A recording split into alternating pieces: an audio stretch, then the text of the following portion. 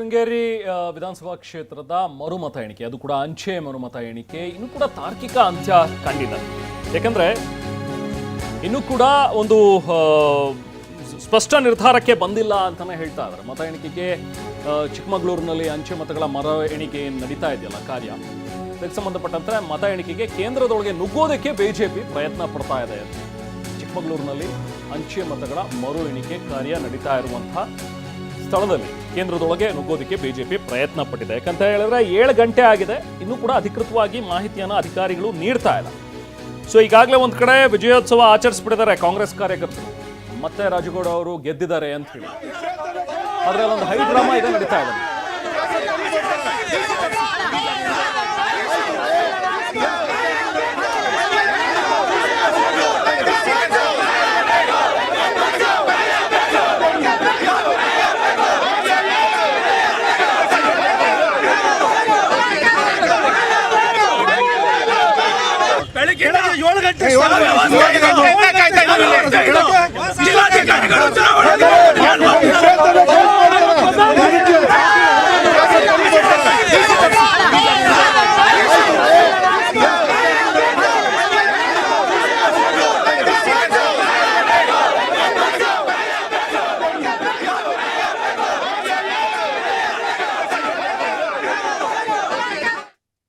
ಆಗಬೇಕು ಮತ್ತು ಕಾಲಮಿತಿಯ ಒಳಗಾಗಬೇಕು ಅನ್ನುವಂಥದ್ದು.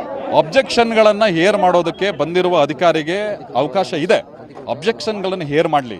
ಆದರೆ ಕಾಂಗ್ರೆಸ್ನವರು ಮತ ಎಣಿಕೆ ನಡೆಯುವ ಕೇಂದ್ರದ ಒಳಗಡೆ ಸ್ವತಃ ಶಾಸಕರೇ ಹೋಗಿ, ಅವರ ಏಜೆಂಟ್ಗಳು ಹೋಗಿ ಗೂಂಡಾಗಳ ರೀತಿ ವರ್ತನೆ ಮಾಡ್ತಕ್ಕಂಥದ್ದು ಪ್ರಜಾತಂತ್ರದ ವಿರೋಧಿ ಮತ್ತು ಈ ಒಟ್ಟು ಮತ ಎಣಿಕೆಯ ಪ್ರೋಸೆಸ್ ಅನ್ನ ಪ್ರೊಲಾಂಗ್ ಮಾಡುವಂಥ ಪ್ರಯತ್ನವನ್ನು ಮಾಡಿದ್ದಾರೆ. ಇದನ್ನು ವಿರೋಧ ಮಾಡಿ ಪ್ರತಿಭಟನೆ ಕೂತಿದ್ದಾರೆ.